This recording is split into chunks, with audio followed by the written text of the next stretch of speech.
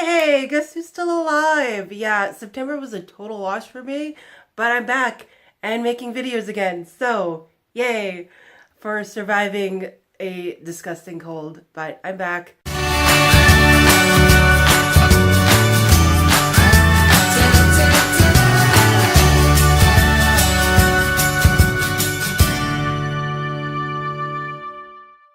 Hey everybody, welcome back. I know a lot of YouTubers are always like, hey, I'm back, or hey, I haven't been here for a while, and I seem to be doing that every 3 months or whatever. It's like, hey, I'm back.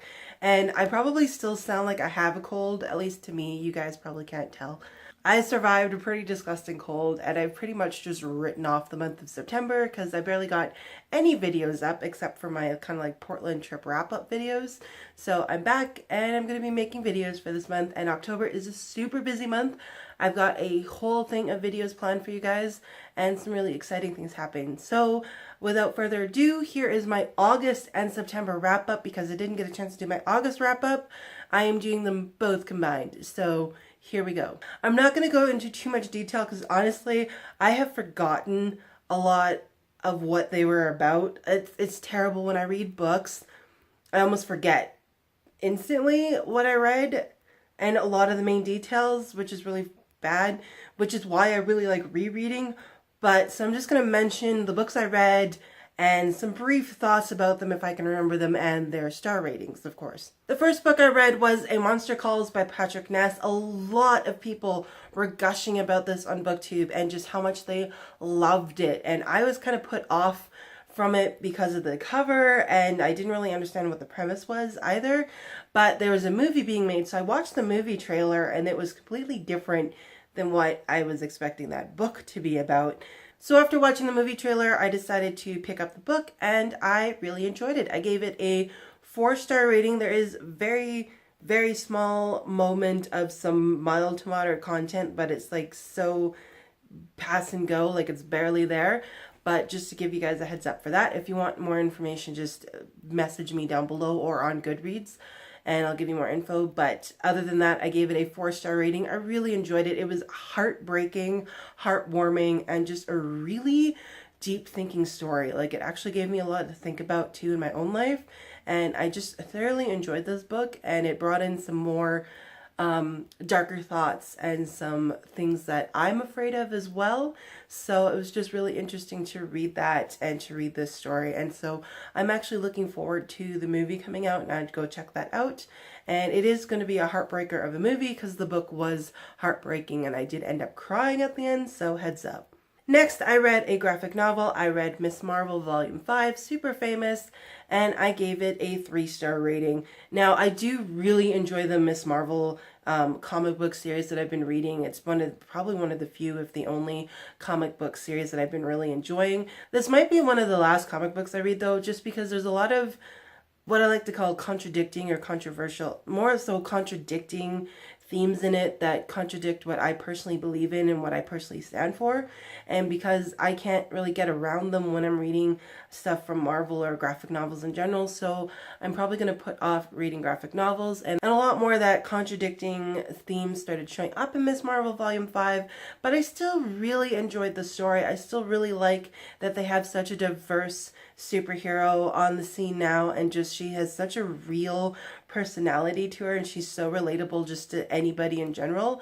So I'm still really liking Camilla and the new Miss Marvel and where that's going for. But for me, I'm just going to put comic books in general aside and just kind of stick with more novels because I've tried them, I liked them, but they're just not for me content-wise and theme-wise. The next novel I read was Traitor Angels by Anne Blankman. Anne Blankman wrote the Prisoner of Night and Fog duology, which I really enjoyed, so I was really interested to pick up her next book, Traitor Angels. Traitor Angels is about Elizabeth Milton, who is the daughter of John Milton, who wrote the epic poetry Paradise Lost. Now it kind of talks about a conspiracy theory within that poem, and it talks a lot about science and kind of questioning faith, and then how faith and science align, because John Milton was a purist and his daughter kind of grew up with that Puritan faith and background.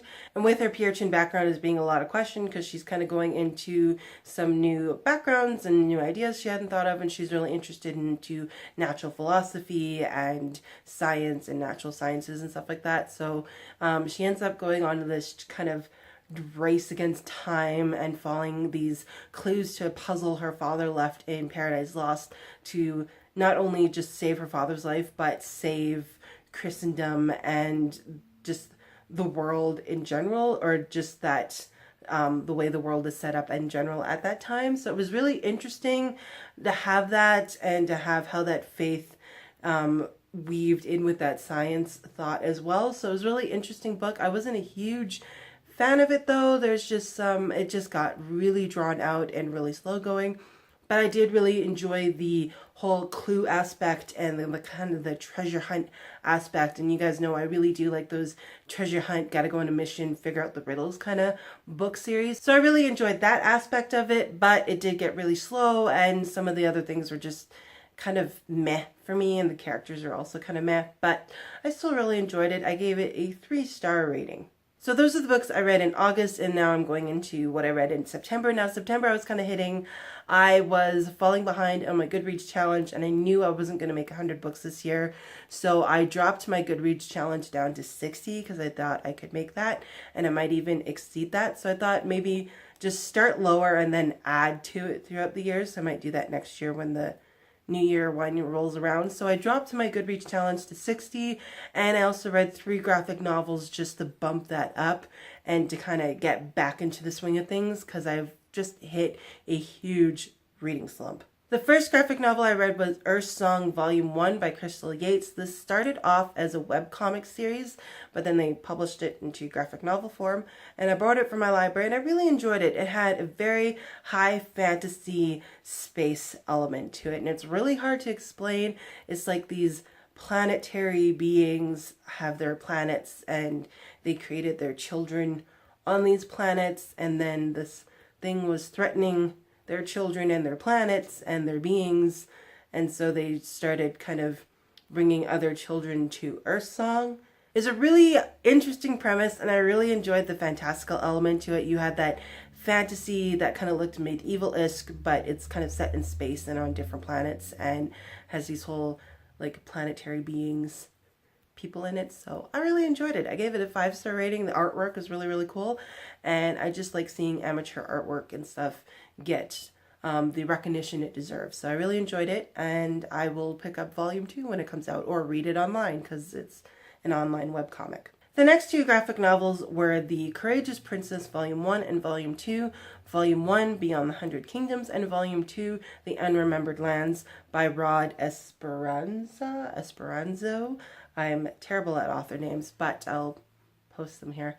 And I really enjoyed these. They're middle grade-ish, children's middle grade, and they are like a fairy tale land setting with all your favorite fairy tale characters, but you actually don't realize or pick up on them right away. Like they're your reimagined fairy tale lands. And it was interesting because the main king in this story, I think, is Aladdin or one of the Alibaba. Like you can't exactly place them, but when they talk about their past, you kind of pick up on what fairy tales they belong in. So it was really interesting.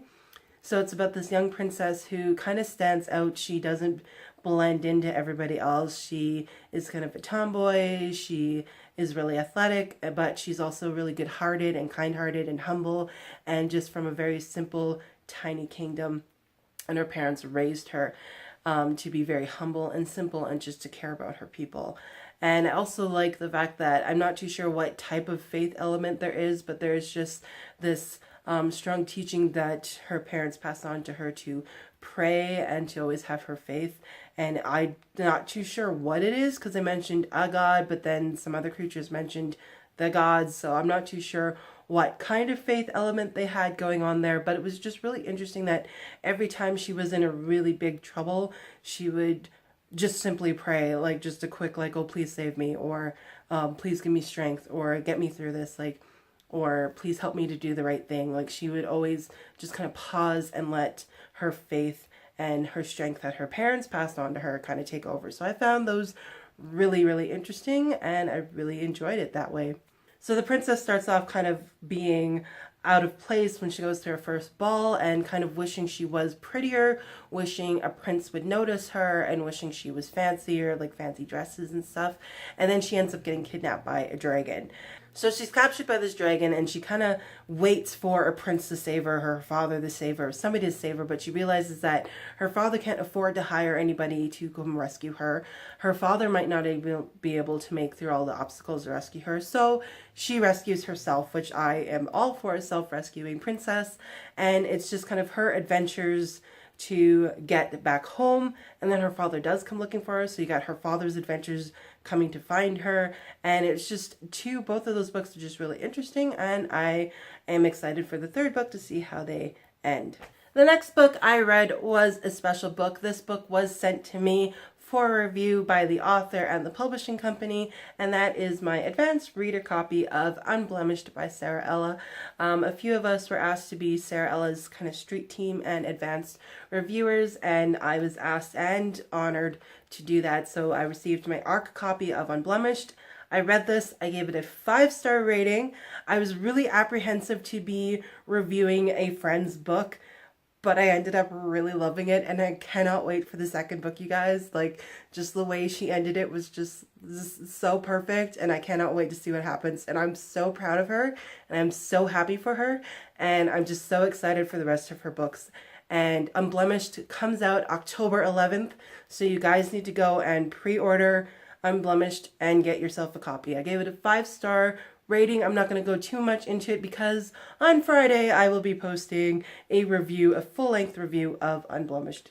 So be sure to check that out, and check out some of the other reviews that are up as well, and some of the other reviewers. I think Trina from Between Chapters, definitely one of the reviewers, and I think she has her review up, so go check that out as well if you want to get some more opinions of it. Sarah Ella also just posted her October news, where she has a lot of great events and things happening for you guys for the release of Unblemished, so make sure to go check that out. And the last book I read for the month of September was A Lesson in Love and Murder by Rachel McMillan. This was our Coffee Chapters and Christian YA book club pick of the month, and I read along with Melanie and along with several of you guys, and we will be doing a live show discussion of this book on October 8th, 2 p.m. Pacific time. So there is a date and a time for our first ever live show. So we're just gonna chill, discuss the book. If you guys have questions, you can chat it up in the chat beside it, and you get to watch Melanie and I awkwardly try to do our first ever live show. We've never done one before, and it's just going to be funny to watch us try and maneuver technology. So here's hoping we actually pull off a decent live show, and I hope you guys come and join us. We're just going to chat about A Lesson in Love and Murder. It is the second book in the Herringford and Watts mystery series, and I highly recommend you guys go and pick that up. This one I gave a 4-star rating to. It was pretty good. I love some of the elements that are coming through, and I also loved really getting to know Jem and Miranda a bit more, and just their relationship kind of developed a bit more in this one. Again, it was so cool to have a book set in my country with my settings in places that I've been and places that I know about. So highly recommend this if you're Canadian and you just want a really fun Canadian book. But you can also tell Rachel McMillan loves history, loves the city of Toronto where she's from, and just really enjoys the country that she lives in. So you can really pick that up from the passion that she puts into her books. So I gave it a 4-star rating, and I hope you guys will join us for the live show on October 8th. Please come join us and watch us try to do a live show. Yeah. And I'm also going to announce the book for the Coffee Chapters and Christian YA book club pick for October. That is a mouthful. But anyway, our book club pick for October is going to be Unblemished by Sarah Ella. Sarah Ella already mentioned this in her October news video, so if you guys want to read along with us, Unblemished is out October 11th, like I stated, so go pre-order your book. There's also a pre-order deal and a pre-order surprise for those who are going to be pre-ordering. So go check out Sarah Ella's video for more information there. So if you guys want to join us in reading along Unblemished, please do so. It was a fantastic book. I encourage you guys to come and join us. The live show is to be announced. We have not settled on a date that works for the three of us yet, or a time, so stay tuned for that. I'll post it in the Goodreads group or on social media, so we will be announcing that somewhere, but we just haven't picked a time yet because you got 3 people in 3 time zones to plan with. So along with the live show to be announced date, Sarah Ella will be joining us for this live show. So we have the author of the book we are reading joining us for a live show, which is going to be so exciting. So if you guys want to come and chat with a debut author, ask her some questions, get to know her a bit more, please come and do so. We will have all 3 of us on there. It's going to be great. So feel free to come chat. We'll have a Q&A time with Sarah Ella so you guys can ask her questions about her book and about herself. So I'm super excited just to have one of our authors come and join us and kind of be with us during the live show. I really enjoyed her book. I hope you guys will too. And that is all I want to mention in this video. As always, guys, thank you so much for watching, and I'll see you next time with my review of Unblemished by Sarah Ella. Bye!